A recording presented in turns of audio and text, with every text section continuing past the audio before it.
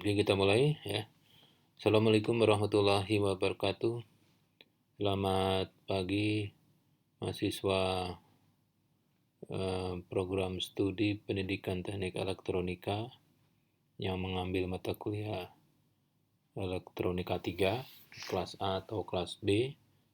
Kelas A dan kelas B, kalau ada C juga, kelas C juga nggak apa-apa. Atau yang di luar himpunan kelas A, kelas B ya dipersilakan untuk mengikuti saja. Saya akan menjelaskan materi PJJ 1A, konsep pembebanan ya.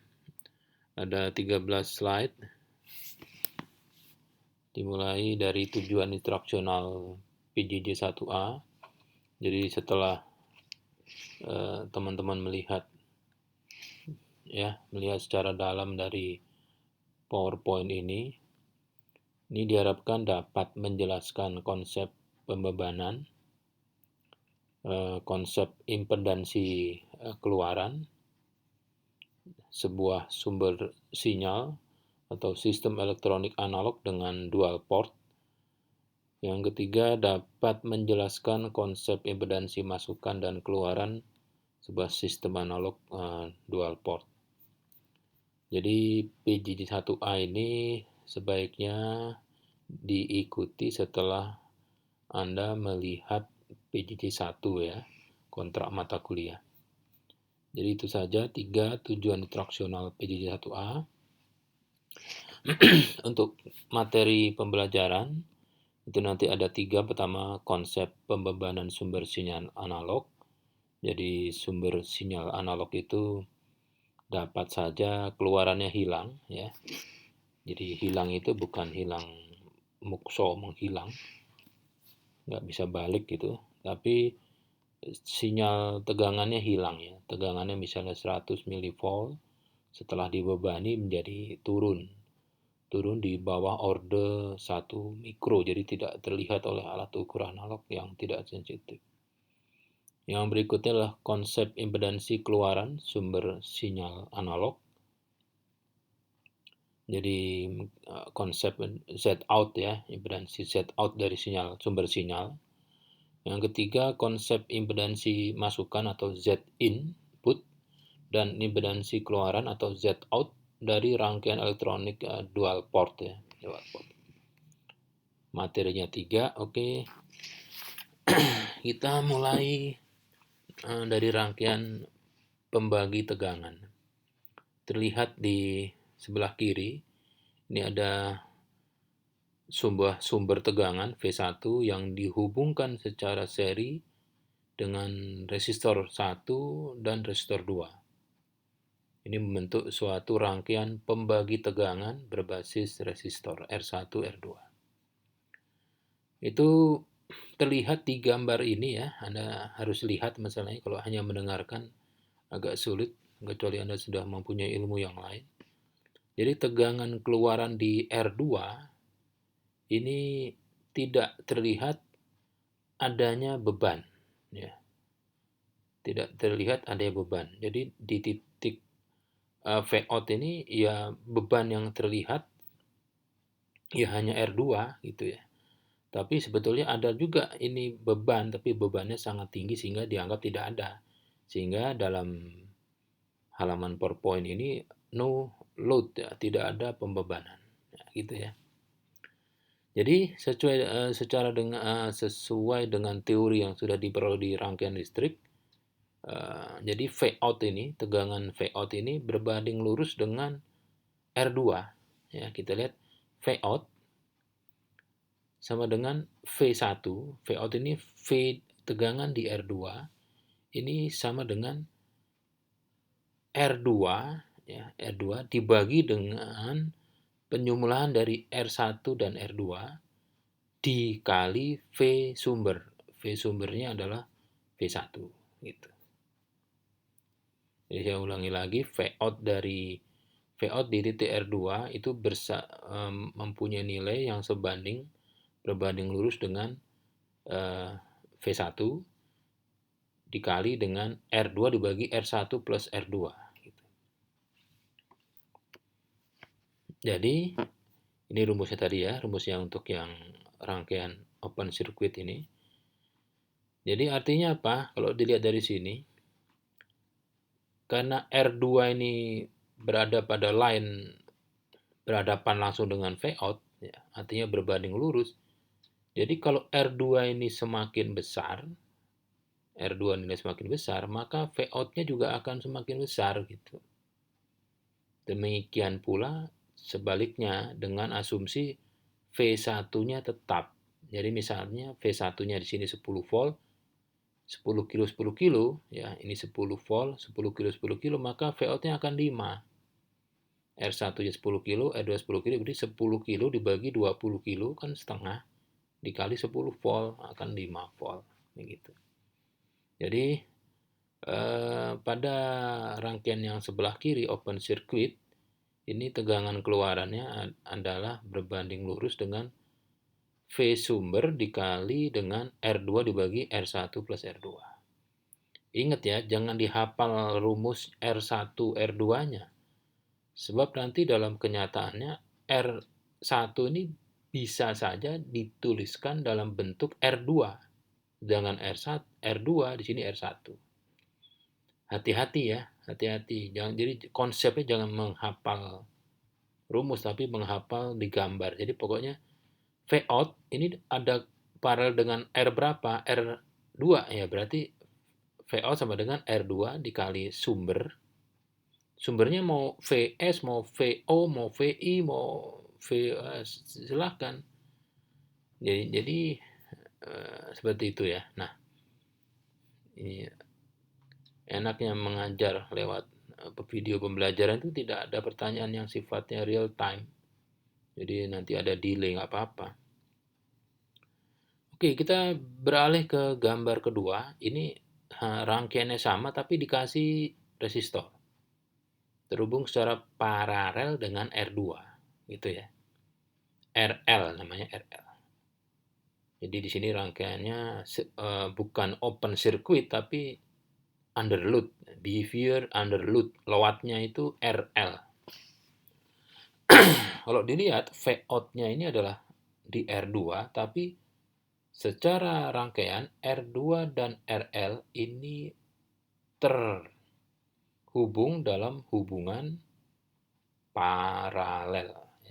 Masih ingat tuh mata kuliah apa? Bahasa Prancis atau bahasa apa gitu ya. Jadi di sini ya di R2 dan RL itu ada Vout. Jadi Vout ini yang dilihat adalah R2 paralel dengan RL. Gitu. Jadi sebetulnya R1 hubungannya seri dengan dalam kurung R2 yang dihubungkan secara paralel dengan RL. Gitu. Sehingga Vout-nya di rangkaian pembagi tegangan yang terhubung dengan beban itu hampir sama dengan yang tadi, tapi kita lihat karena Vout-nya ini paralel dengan R2 dan RL, maka R yang dianggap sebagai resistor oleh Vout ini adalah nilai paralel dari R2 dan RL. Ini seperti ini. Ya kan? Jadi V1 dikali R2 paralel dengan RL dibagi total R-nya. Jadi R1 ditambah resistor paralel dari R2 dan RL. Gitu. Oke ya, jadi nggak ada masalah. Nah, sekarang coba lihat yang gambar yang sebelah kiri, yang open circuit. Ini Vout ini sebetulnya juga ada resistansi, ya, namanya R, RX ya. RX-nya ini tak hingga, gitu ya. RX-nya tak hingga. Coba kalau nggak percaya, Anda ukur menggunakan ohmmeter digital. Atau kalau digital mungkin agak sulit ya, pakai analog deh. Pakai analog, itu pakai skala 10 kilo. Coba Anda probe-nya itu setelah dikalibrasi, coba Anda tempel, bukan tempelkan ya, Anda dekatkan probe itu satu dengan satunya probe itu jaraknya 10 cm. Di situ akan ada resistansi. yang besarnya, dia lihat jarumnya, jarum dari avometernya itu. Dia akan jarumnya akan ke kiri. Ke kiri itu kalau di ujung jarumnya paling atas adalah tak hingga. Jadi di titik fake out ini ada R ke ground ya. Besarnya tak hingga. Nah, tak hingga diparalelkan dengan R2, ini akan sama dengan R2 secara matematik ya. Jadi 100 mega paralel dengan R2 yang 100 kilo, ya nilai paralel totalnya ya 100 kilo atau R2. Sehingga rumusnya kembali seperti ini. Inti dari slide yang 4 ini adalah V out, ya, V out ini akan sama dengan V1. V out ini akan sama dengan V1 atau sama dengan sumber jika resistansi di titik V out ini semakin besar, mendekati tak hingga. Kalau turun, maka V out ini akan jauh dari V sumber. Ya, kita lihat kalau R1, R2-nya sama, kan V out-nya akan setengah dari V sumber. Gitu saja. Itu pembagi tegangan. Nah, sampai di sini kalau memang Anda belum yakin, belum paham, ya jangan terus ya.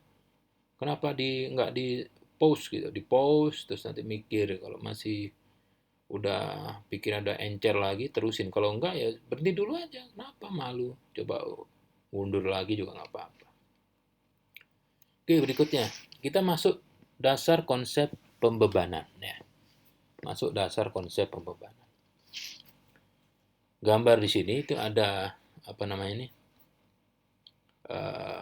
sumber tegangan atau sumber tegangan DC atau AC yang ada impedansi inputnya, ada Rin-nya. Jadi semua atau sebuah sumber tegangan, sumber sinyal atau baterai itu mempunyai resistansi dalam, namanya ZS atau impedansi sumber, bukan sumber, impedansi sumber. Besarnya berapa? Nggak tahu. Memang gue pikirin, ya nggak tahu siapa yang mau menghitung. Ya tergantung di data sheet-nya. Kalau nemu, kalau enggak, ya pokoknya ada lah. Secara teori ada Z-in-nya. Jadi baterai yang masih baru, baterai misalnya aki ya, ACCU, aki 12 volt, itu kalau kita baru beli aki 12 volt, maka pada saat tegangannya diukur menggunakan voltmeter itu tidak pernah 12, pasti lebih, minimal 12,8. Nah, kok bisa 12,8? Ya karena dia resistansi dalam dari aki itu katakanlah misalnya 1 ohm.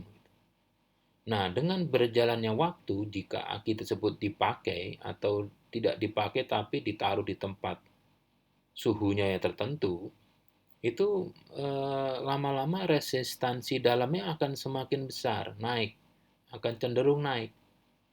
Sehingga pada saat diukur setelah berapa jam atau berapa bulan ya pemakaian atau dibiarkan di gudang selama berapa bulan, itu tegangannya tidak akan 12,8. Misalnya 12 volt. Duh, kan benar Pak, aki 12 volt diukur 12 volt. Nah, ingat teori aki ya, kalau aki baru 12 volt tidak pernah 12 tegangannya. Kalau aki baru dites diukur 12 volt itu udah soak ya, udah rusak. Aki baru tuh semua tegangannya di atas nominalnya gitu. Itu ya. Nah, sekarang coba Anda lihat di gambar itu, sumber sinyal atau sumber tegangan itu dihubungkan ke beban load ya, load itu mempunyai impedansi load atau ZL. Sehingga secara apa ini ya, secara dianalisis ya, itu akan terlihat adanya pembagi tegangan antara keluaran sumbernya ini dengan ZS atau impedansi source sama yang terhubung seri dengan ZL. Jadi ZS dan ZL ini terhubung secara seri, membentuk seperti yang tadi, membentuk pembagi tegangan berbasis resistor. Sama kan? Hanya R1-nya ini kan di luar ya. Fisiknya terlihat kalau kita punya. Tapi kalau yang di sini sumber sinyal, kenapa titiknya di sini ya? Ini ada titik 2-nya. Yang di kiri titik 2 ini adalah di dalam dari sumber sinyal. Jadi kita lihat di sini ZS adalah impedansi sumber, ZL adalah impedansi input dari beban. Sedangkan VCC adalah sumber sinyal, sehingga tegangan di ZL ya, tegangan di ZL ini akan mempunyai persamaan ZL dibagi ZS plus ZL dikali VCC. VCC ini tegangan sumber. Jadi sama saja gitu ya, sama saja. Nah, ini kalau masih belum bisa membayangkan ya, nah, saya akan kasih gambar berikutnya. Nah, ini. Jadi blok X dan blok Y. Blok X ini isinya adalah sumber sinyal atau sumber tegangan yang ada resistansi dalamnya, tapi tidak terlihat dari luar. Sedangkan blok Y adalah suatu rangkaian elektronik, inputnya itu ada. Nah, inputnya ini dihubungkan ke sumber atau sumber sinyal ini dihubungkan ke blok Y. Nah, blok X ini adalah single port. Nah, blok Y ini bisa single port atau dual port, tapi di sini dia single, inputnya satu. Jadi kita lihat ya, blok X adalah sumber sinyal dihubungkan ke blok Y. Nah, di blok X itu ada resistansi dalam, namanya Z sumber. Dan di blok Y itu ada impedansi input, namanya Z load, ZL. Nah, sekarang tegangan sumber ini bisa saja semua jatuh di sini, titik ini, atau malah di bawah. Tapi kalau tegangannya itu di atas tidak pernah mungkin ya. Wong di sini 12 volt, misalnya di sini 12 volt, di sini 16 itu nggak mungkin. Jadi kalau konsep yang seperti ini, itu tegangan di titik ini maksimum adalah sama dengan tegangan sumber keluaran di sini. Gitu ya. Nah, syarat ya, kita coba syarat ya. Syarat blok Y ini, tegangan input di sini, itu sama dengan tegangan sumber. Saya ulangi lagi ya. Tegangan yang diukur di titik hubung antara blok X dan blok Y, tegangan input di sini, di titik ini harus sama dengan tegangan di sumber. Tapi kan kita tadi ingat bahwa di dalam sumber itu ada resistansi dalam. Dan di dalam blok Y, di bagian sisi input itu ada resistansi input. Nah, bagaimana supaya tegangan di input di sini sama dengan tegangan sumber? Syaratnya bagaimana? Nah, gitu ya, syaratnya bagaimana? Nah, coba rumusnya mana tadi rumusnya? Ya, jadi pertama, syarat sumber sinyal yang ideal, sebuah sumber sinyal itu kalau mau disebut ideal, maka impedansi inputnya atau ya, Z sumbernya atau resistansi dalamnya harus dekat dengan nol. Kalau nol bagaimana Pak? Ya syukur, gitu, bagus. Tapi di dunia ini mana ada nol, 0, iya, 0,1, 0,04 dan sebagainya. Jadi ZS ini harus mendekati nol. ZS, jadi ini loh, ini. Nah, ini itu nol. Resistansi dalamnya itu nol. Itu sebagai sumber ya, sebagai sumber. Nah, untuk beban ya, beban tuh yang membebani sumber, itu dia juga harus punya resistansi beban. Nah, kalau bisa bebannya itu besar tak hingga bebannya. Tak hingga. Supaya apa? Ya supaya tegangan di beban itu akan sama dengan tegangan sumber gitu. Kan rumusnya tadi ada tadi. Nah, ini rumus. Coba ya, kita lihat. Sekarang ini yang rangkaiannya seperti ini. Itu ZS dan ZL. Rumusnya tegangan di ZL adalah ZL dibagi ZL plus ZS dikali VCC. Nah, kita coba kombinasikan ya, peluang yang kondisi yang berpeluang terjadi pada gambar ini. Peluangnya misalnya, kalau yang mau bagus kan ini 0, kalau mau bagus ini tak hingga. Nah, coba peluangnya kalau ini 0, 0 semua, tak hingga semua, dan seterusnya kita coba. Hasilnya seperti apa. Pertama, kombinasi. Z sumbernya itu 0, Z load-nya itu nggak bisa kita kendalikan. Misalnya, kita sebagai sumber. Ya, kita sebagai sumber. Sebagai sumber, ya kalau dihubungkan ke siapa saja, kita nggak boleh nolak gitu ya. Seperti orang admin ya, petugas yang melayani masyarakat, itu mulutnya selalu senyum walaupun hatinya mungkin ditempel, dilas, diikat-ikat gitu, mukanya harus senyum, selalu senyum. Jadi misalnya kan telepon customer bank itu ya, yang suka nggodain kalau siang itu, selamat siang, dengan bapak ini, saya dari bank tuh, misalnya itu. Langsung dibanting sama yang nerima. Dibanting bukan dibanting handphone, ya dimatiin. Terus dengan santai dia menjawab, terima kasih sudah mendengarkan penawaran kami. Udah keburu dibanting. Tapi mukanya masih senyum. Ya nggak tahu tuh kerja di situ sebulan terus nanti tuh sakit semua, nggak tahu. Jadi yang penting sebagai beban itu impedansi inputnya itu harus 0 sebagai beban. Jadi kalau Anda nanti tinggal di rumah terus ada yang numpang, Anda harus dol itu. Yang numpang itu pecicilan, bangunnya duluan Anda, tidurnya duluan dia. Itu harus siap itu. Itu yang ideal. Sumber yang ideal kayak gitu. Mana ada. Jadi kombinasinya sekarang sumber itu impedansinya 0. Nah, karena kita sebagai sumber, kita nggak bisa minta bebannya itu, ente beban ya? Iya.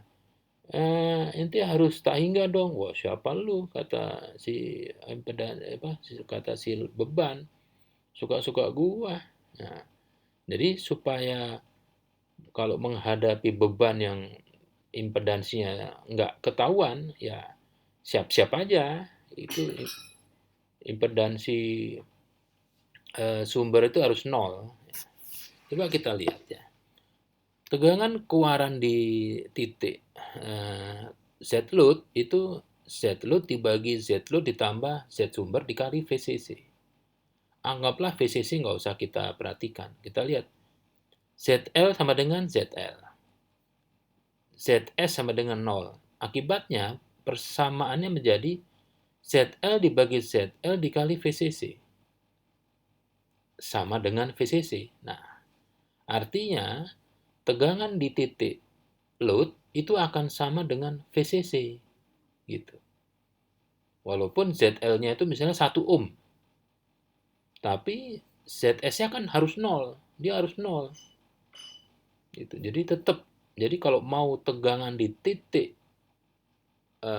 beban itu sama dengan tegangan sumber, ya sebagai sumber tegangan atau sumber sinyal, itu impedansinya harus 0. Gitu. Ya, harus tidak ada resistansi, harus 0. Itu kalau kita sebagai sumber. Kita sebagai sumber. Jadi maksudnya kalau sebagai sumber, impedansi kita, resistansi kita harus 0. Anda tahu resistansi kan? Penolakan itu. Reject, ya, kemampuan reject apa? Rejection atau apa. Jadi kalau orang pelayan di restoran tuh begitu ada yang datang udah disiapin, ada yang bisa dibantu mungkin menunya, wah ternyata menyediakan daging ular ya. Iya, kami bukan pemakan ular, kami pemakan serigala misalnya itu keluar. Oh, nggak apa-apa. Terima kasih sudah datang ke tempat kami. Mungkin lain kali kami bisa membantu. Nah, jadi dol gitu ya. Jadi sebagai sumber tegangan atau sumber sinyal itu impedansinya harus nol. Itu wajib ya, wajib hukumnya. Karena kita sebagai sumber. Oke, sekarang akibatnya apa kalau kita sebagai sumber impedansinya nol? Saat dihubungkan ke beban dengan impedansi yang nggak jelas, impedansi yang nggak jelas dibagi nggak jelas dikali tegangan sumber ya sama dengan tegangan sumber. Gitu. Aman ya? Ya coba kita terusin ya. Sekarang peluang yang berikutnya ya. Kita sebagai sumber. Nah sekarang kita sebagai beban. Sebagai beban kita. Nah kalau kita sebagai beban itu seharusnya Anda sebagai beban atau kita sebagai beban itu impedansi kita tuh seharusnya harus tak hingga. Anda tahu tak hingga tuh kalau di ohmmeter kan jarumnya ke kiri kan. Kalau di amfometer atau ohmmeter digital dia OL, open loop, open loop, open loop. Jadi impedansinya tinggi ya. Nah sekarang kalau kita sebagai beban mau numpang di rumah orang, kita harus siap juga gitu. Harus impedansinya tinggi sekali, tinggi. Oh mau numpang ya? Iya, iya kak. Tidurnya di garasi ya? Iya, terima kasih. Nah, gitu. Gak apa-apa. Tidurnya sama saya bisa. Bisa, tapi begitu tidur ya kita kabur. Karena dia bukan tipe kita.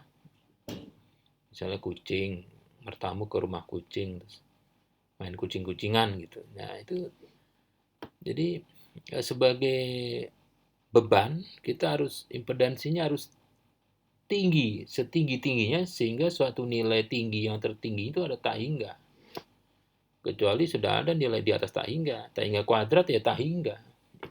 Coba kita simulasikan. VZL, tegangan di beban, kalau sumbernya itu nggak bisa kita tahu, ya kita sebagai beban, kita mau terhubung ke sumber, ya. Jadi kita beban, misalnya speaker gitu ya, speaker mau dihubungkan ke amplifier, kan speakernya nggak bisa nanya, bro, ente berapa impedansinya? Wah emang gue pikirin, gitu. Udah, saya 8 ohm loh impedansinya, terserah. Nah, begitu ditancepin ke sumber, tegangan dirasakan di speaker tadi atau di beban tadi, rumusnya masih sama. ZL dibagi ZL plus ZS dikali VCC. Nah, ZL ini kan impedansi beban kita tak hingga, dibagi ZL kita tak hingga, ditambah Z sumber, gitu ya. Z sumber berapa? Bebas, mau berapa aja, tapi nilai berapa saja ditambah tak hingga, itu ya tak hingga gitu. Lah kalau nggak percaya coba, itu di sebelum masuk kota-kota kabupaten atau kota madya itu di jalan arterinya atau jalan lintas itu ada eh, tempat penimbangan beban barang. Jadi kalau ada satu truk kontainer single gardan itu bawa beras 40 ton. Kata dishubnya, wah ini truk gede banget nih. Emang bego nih nyopir. Ini jalan kelas 3A maksimum 10 ton, dia main liwat aja nih 20-40 ton. Suruh masuk itu. Truknya suruh masuk ke area timbangan. Nah, ditimbang tuh di pas gardan-gardannya itu. Di situ langsung tertulis di alat ukurnya itu 40 ton lebih 100 kilo. Wah, kata dishubnya, lihat tong, nih 40 ton lebih. Padahal jalannya hanya 10 ton. Ente kena denda. Ah masa? Begitu supirnya turun, beratnya jadi 10 ton turun. Mana bisa kan? Nggak bisa. Jadi kalau truk bebannya tuh 40 ton, supirnya turun, itu tidak berubah itu displaynya itu. Ya, nggak pernah berubah. Nggak ada efek. Ditambahi handphone satu aja nggak nambah juga. Jadi tak hingga ditambah ZS, ya tak hingga. Sehingga tak hingga dibagi tak hingga, ya satu. Satu dikali VCC, VCC lagi. Nah, jadi artinya apa dari PowerPoint yang sekarang ini? Kalau kita sebagai beban mau dihubungkan ke sumber, kita ngalah deh. Ya. Sebagai beban tuh impedansinya harus tak hingga. Supaya apa? Supaya pada saat dihubungkan ke sumber mau impedansinya berapapun, yang kita rasakan tegangannya itu sama dengan VCC. Gitu. Karena tak hingga dibagi tak hingga dikali VCC. Jadi kita udah dapat dua ya. Kalau kita sebagai sumber, maka impedansi dalam dari kita itu harus nol. Itu ideal. Tapi kalau kita sebagai beban, kita harus mempunyai impedansi dalam tak hingga. Dua-duanya itu akan, salah satu dari dua itu, kombinasi itu salah satunya ya, itu akan membuat tegangan sumber jatuh semua atau dirasakan oleh beban. Gitu loh ya. Nah, ini seperti ini. Ini kalau kombinasinya adalah sumber yang ideal dihubungkan dengan beban yang ideal. Maksudnya apa? Sumber ideal itu impedansi dalamnya 0 dan beban ideal itu impedansinya tak hingga. Sehingga tegangan di ZL itu akan sama dengan tegangan di sumber. Gitu. Itu sama. Nah, coba apa ya mungkin gitu ya? Apa ya mungkin ada sumber dan beban yang impedansinya itu kalau sumber 0, kalau beban itu tak hingga? Bullshit, nggak ada gitu ya. Coba lihat kita fakta di dunia. Sumber sinyal itu atau sumber tegangan itu baterai, mikrofon ya. Mikrofon itu kan suatu transducer, kalau dia tidak dihubungkan ke rangkaian apapun pengendali, ya berarti dia kan single ya. Single maksudnya sendirian. Jadi dia transducer. Fungsinya merubah getaran-getaran mekanik ya menjadi listrik ya, tegangan-tegangan gelombang listrik. Jadi ada AC gelombang sinus atau gelombang segitiga, gelombang tergantung inputnya kayak apa gitu. Nah, itu keluaran mikrofon aktif atau pasif itu pasti ada tegangan dengan gelombang tertentu dengan amplituda tertentu gitu. Misalnya, kalau dia aktif, tegangan keluaran mikrofon itu bisa sampai 100 mV peak to peak. Kalau ada getaran yang masuk besar gitu, dia akan berbanding lurus, dia akan juga naik. Tapi kalau tidak dipakai, nggak ada yang ngomong di depan mikrofonnya, ya keluarannya kecil. Kecil itu ordernya nano atau mikro ya. Nah, ini kalau kecil 10 mV peak to peak itu kalau dibebani langsung hilang gitu ya. Jadi misalnya gini, PAM ya, Thames PAM Jaya atau Palija itu di kota-kota besar itu kan punya sistem pompa air pumpnya. Itu sumbernya kan ada yang sumber dari mata air ya. Misalnya Danone. Danone itu input apa membeli gunung di daerah Jawa Barat ya. Ada satu titik mata air yang bukan dibeli ya, tapi hak pakai mata airnya itu dibeli oleh perusahaan itu. Nah, apa yang terjadi? Mata air itu kan tidak ada yang 1 detik itu 10 meter kubik air, nggak ada. Mata air seperti kencingnya anak kecil itu yang ya kayak apa sih yang pernah lihat pasti bisa lah. Nah, yang kecil-kecil alirannya itu kalau langsung disedot menggunakan sistem penghisap airnya terus disalurkan ke rumah penduduk. Yang disedot bukan hanya air, ya pasir, ya batu dan teman-temannya. Sehingga mereka itu sumber air itu ditampung dulu gitu, ditampung dulu begitu besar berapa meter kubik atau meter kubik baru dipompa gitu. Nah, itu teknik lain itu. Jadi sumber sinyal yang masih kecil itu jangan langsung dihubungkan ke penguat yang besar. Kenapa? Penguat-penguat audio yang daya penguatan yang besar cenderung mempunyai impedansi input yang kecil. Nah, kalau kecil berarti kan jauh dari impedansi beban ya. Dia kan sebagai beban tuh nanti mikrofon sebagai sumber, amplifier sebagai beban. Nah, kalau amplifier yang besar, impedansi input amplifier itu atau sebagai beban dia akan kecil sehingga tegangan keluaran mikrofonnya akan hilang. Ya. Jadi sumber sinyal itu tidak pernah ada yang resistansi dalamnya itu nol, tidak pernah ada. Ya ada, tapi ya himpunannya kecil, banyak, nggak sebanyak yang nggak karu-karuan itu nilainya. Nah, untuk beban, ya beban ini speaker itu sebetulnya speaker itu 8 ohm ya, impedansi 8 ohm.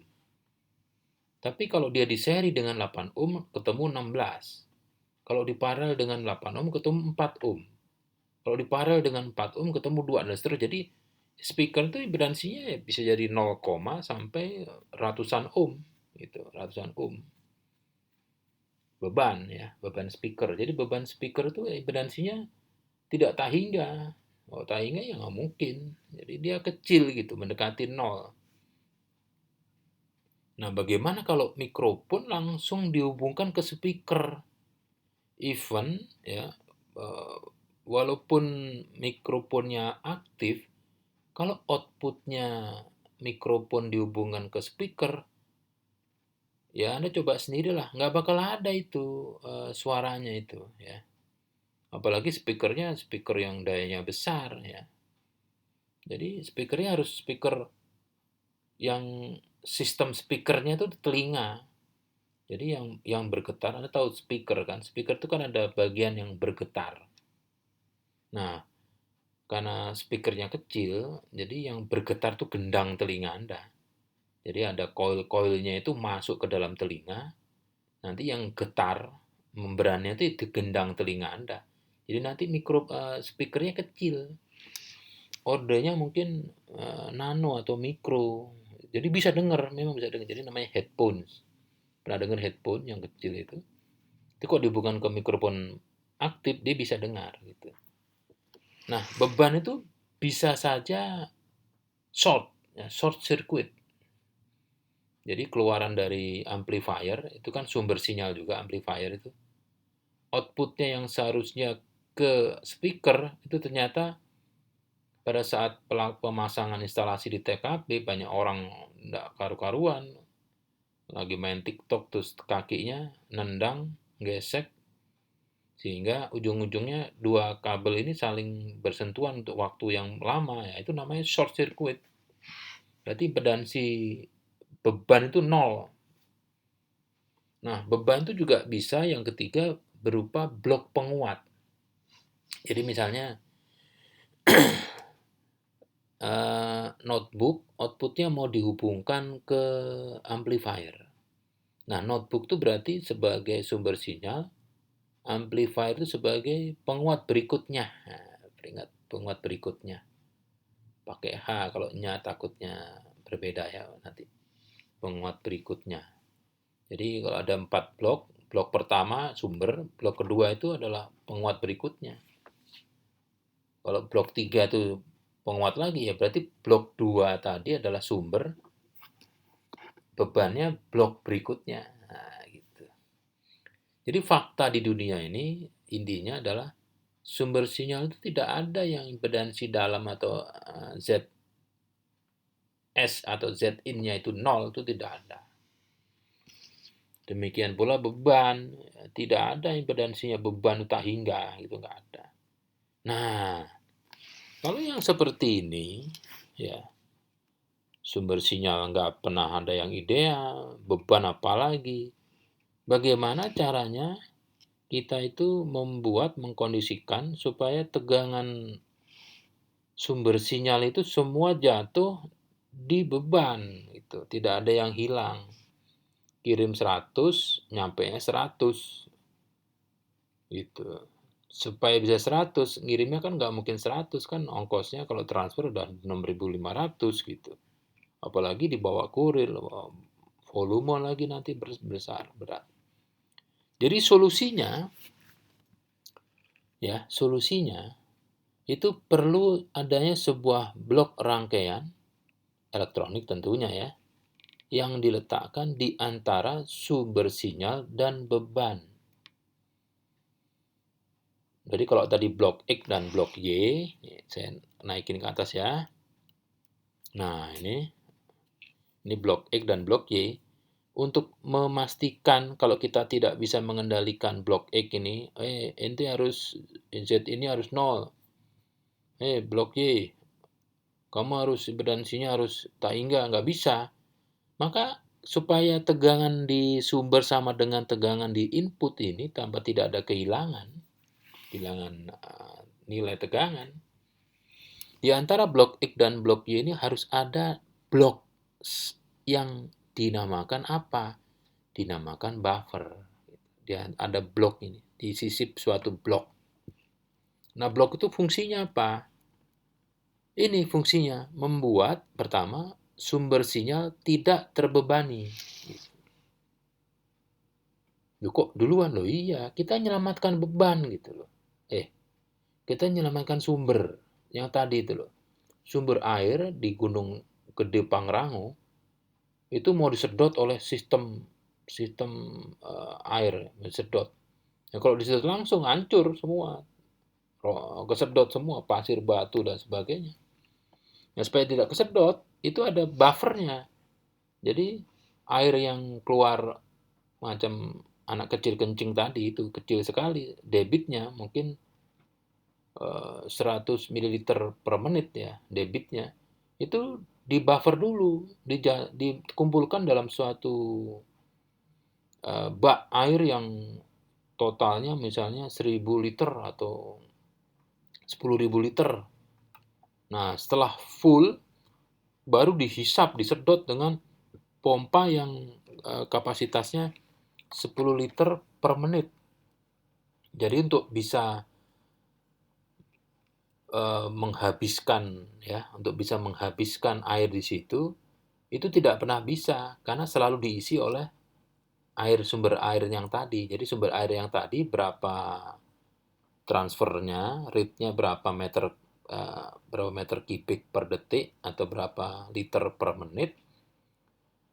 Pada saat dihisap itu juga minimal itu, jadi tidak bisa tekor gitu ya. Jadi jangan sampai setelah 1 tahun sistem jalan itu ada suatu saat dihisap tapi airnya belum penuh, belum ada yang dihisap, gitu ya. Jadi fungsi pertama adalah membuat sumber sinyalnya tidak terbebani, ya, gitu.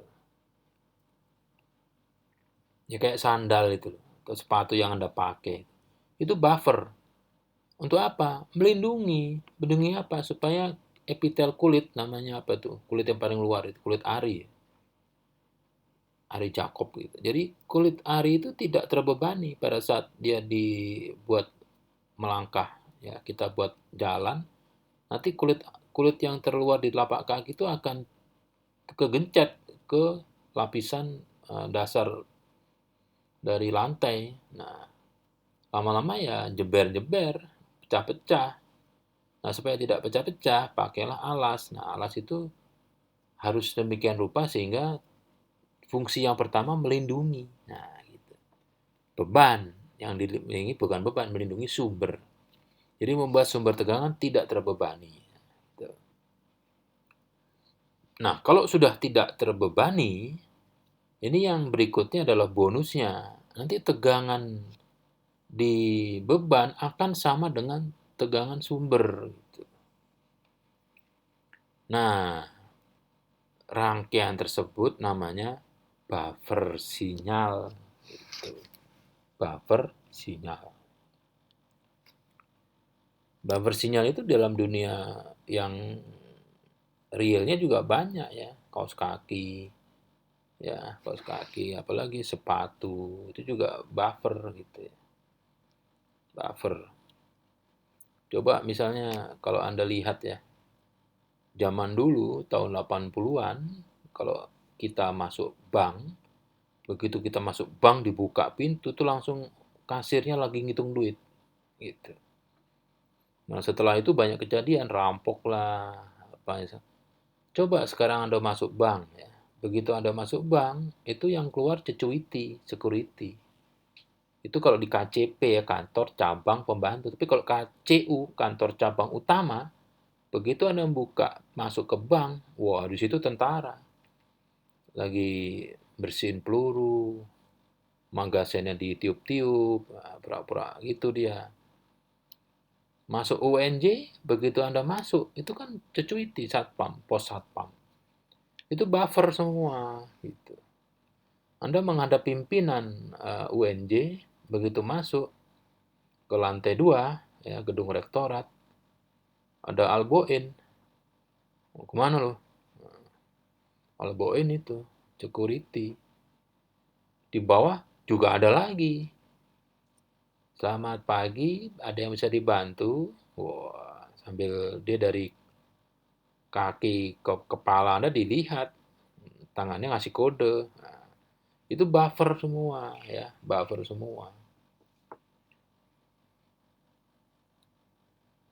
Nah, saya kira seharusnya sudah paham ya, sudah paham. Nah, yang terakhir ini sumber pustaka. Ada tiga sumber, bukan tiga, ada dua sumber pustaka. Itu bisa diklik ya, bisa diklik kalau Anda download nanti. Ini ada semua di Google Classroom di materi 1 ya, PJJ 1. Atau Anda deep googling, deep googling itu tahu ya. Jadi googling berapa kali gitu. Nggak ketemu, klik lagi. Saat googling sampai dalam ya, beberapa kali klik lagi, ketemu ini klik ya, baru nemu gitu. Jadi direktori mungkin sampai 100 itu baru ketemu. Jadi kata kunci mencarinya pembebanan pada sumber sinyal atau menggunakan bahasa selain Indonesia. Itu Anda akan dapat menemukan itu ya, konsep-konsep pembebanan. Saya kira sampai di sini ya, untuk pertanyaan langsung saja tanya di YouTube-nya atau tanya di Google Classroom atau tanya di WhatsApp ya. Jadi kita lihat, kita tes lagi. Dapat menjelaskan konsep pembebanan sudah, impedansi keluaran sudah, impedansi mas input dan output sudah ya. Walaupun belum secara lengkap, tapi paling tidak di material PJJ 1A ini sudah bisa membuka wawasan Anda ya. Jadi mata kuliah elektronika 3 ini nanti dipakai untuk mata kuliah aplikasi ya. Untuk mata kuliah elektronika 3 ini kan OPM ya, nanti banyak sekali dipakai OPM. Maksudnya OPM akan banyak dipakai di kehidupan sehari di bidang rangkaian elektronika analog ya. Saya kira cukup ya, yang baik diambil, yang buang silakan ditinggal di sini. Kita ketemu lagi di material PJJ 1B ya. Sampai di sini, selamat pagi. Assalamualaikum warahmatullahi wabarakatuh.